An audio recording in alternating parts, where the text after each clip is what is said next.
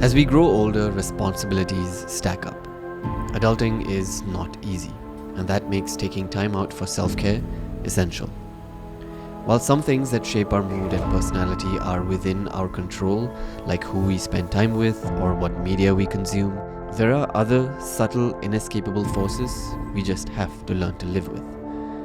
I moved to India 2 months ago, and saying it's been hectic would be an understatement. A lot of travel for work and pleasure, meeting new and old people, throw in the fact that my phone usage has drastically gone up in this period, has all made me severely overstimulated.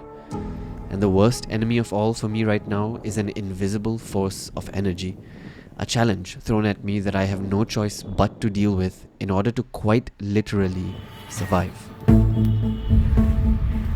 This was a curveball I never expected life to hurl at me, and that I would find myself struggling to face this fierce but slightly familiar battle. Singapore, where I'm from, is no stranger to this feeling, but the fact that this monster of a problem has reared itself in a form that I have never had to deal with before for a prolonged period is what has caused me to fail at conquering this task so far. I am, of course, talking about dealing with the summer's heat.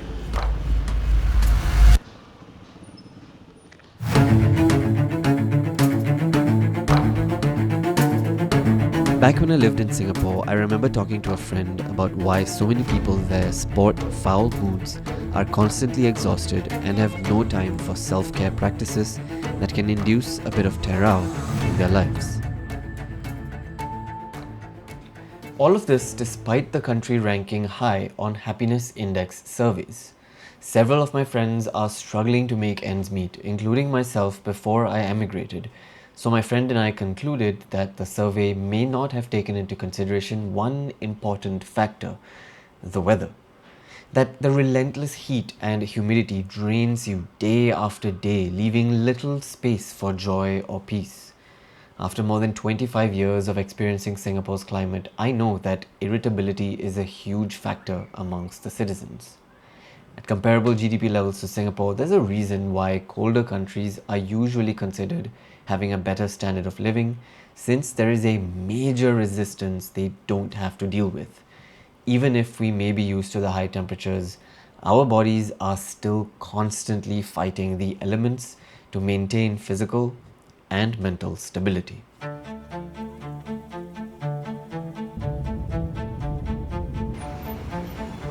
Now that I have shifted to Pune, a city which offers dry heat during the summers, I found myself facing this Goliath head on. The dry heat hits hard. It doesn't just drain you, it changes you. It makes me sluggish, irritable, constantly on edge.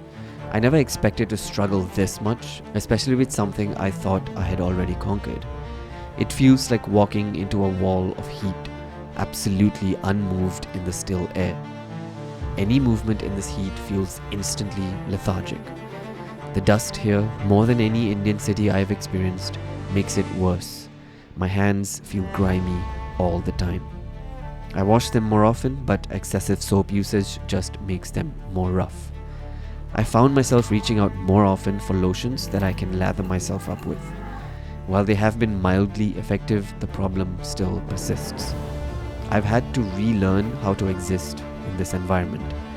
Covering my ears, eating more water-rich foods, avoiding the outdoors between 11 AM and 4 PM, it's like planning a tactical survival strategy. And the heat doesn't just stay outside, it seeps into my home, making afternoons a struggle to simply exist, let alone work. My productivity has taken a significant hit. Which is why I think investing in this chonky boy over here was quite worth the hole in the wallet.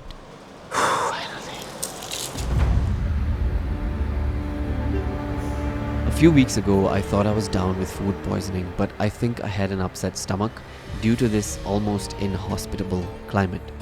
When the body is constantly trying to fight off the heat, it reallocates the blood flow to more essential parts of the body, neglecting digestion and inducing a general sense of uneasiness in the abdominal area. Despite that, I've been eating a lot in order to gain the energy that's being depleted off of me.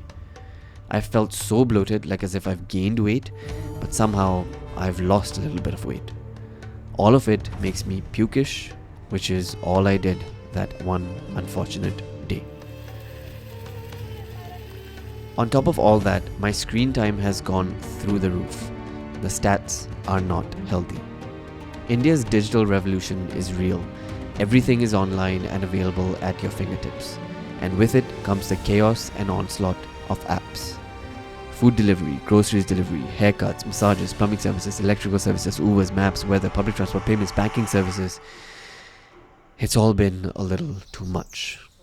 Not to mention, there are multiple competing apps for every service, each with its own seasonal discounts, pushing me to check and compare them constantly. Finding time to just breathe and exist has been very challenging. This excess use of my phone has resulted in it getting so hot that I have to remove it from its case, charge it multiple times a day, and in order to preserve my phone's battery health, I have to charge it slowly, which not only means holding a hot device in the heat for extended periods of time, but also noting that it refuses to charge to 100% all the time. Even my phone is facing the brunt of this summer's heat. Traveling across and within Indian cities hasn't helped with the fatigue, lack of sleep, and back pain. Between the heat, screens, back-to-back Ubers, Indian roads, and general overstimulation, I felt like I'm doing a slow, day-long draining workout without any of the benefits. Massages help, but that's just added stimulation and expenditure. Speaking of being on the road, I've also noticed a rather ugly and hostile side of Pune that isn't prevalent in any other Indian city I have been to: road rage.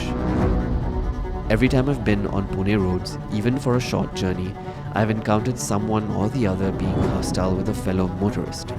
I cannot help but wonder if this intense 40-degree heat, among many other reasons, is getting under their skins. A simmering problem that, when left unacknowledged, suddenly bursts out at its boiling point. In a bid to desperately seek comfort in the country I now call home, it's high time I start listening to my body. The human body is a beautifully designed piece of machinery that signals what it requires to you. Mine has been screaming overstimulated for the better half of 2 months now. It's time. Just like an anxiety attack, my body is telling me to take evasive action in order to not completely burn out. Some of these following steps I've already taken, and some I'm going to incorporate over the remainder of summer. First things first is ensuring I have enough hydration. Hydration isn't just about water, in this case chilled. I'm eating more fruits, sipping on homemade lemonade, and yes, indulging in the occasional ice cream. Sorry, I've just never really been a big fan of ice cream growing up. It's hot enough to feel like I've already exercised, so something light like yoga and stretching, as suggested by a couple of my friends, is something I want to start incorporating into my daily routine. I'm also lucky to have access to a pool, so then swimming becomes a great way to work out and cool off. Phone usage is where I need the most change. I'm aiming to keep my phone's screen time to under 5 hours a day. It's not perfect, but it's better than what it is now and a realistic goal to have. I'm planning real-life alternatives to app-based tasks, like actually going to a store to get my groceries and other essentials. Although I'm not a fan of intricately planning out a day, some level of task scheduling is needed to avoid unnecessary pickups of the phone. Being disciplined is one thing, but in order to execute screen-free time slots in my day, I need to substitute that habit with something else. I think it's also time I clear some of my watch list while also ensuring that my work time on the phone is kept to a minimum and done on my laptop instead. Lastly, I have to learn to let go of some privileges in order to thrive, not just survive. I've got to start mastering the art of saying no to plans and commitments that don't add much value to me, even if it comes at the cost of disappointing someone. This summer has reminded me that I can't control all aspects of my surroundings, but I can control how I let it affect me by building a new routine to adjust and adapt to the challenges of my new environment. That's the goal. Stay cool, take care, and see you in the next video.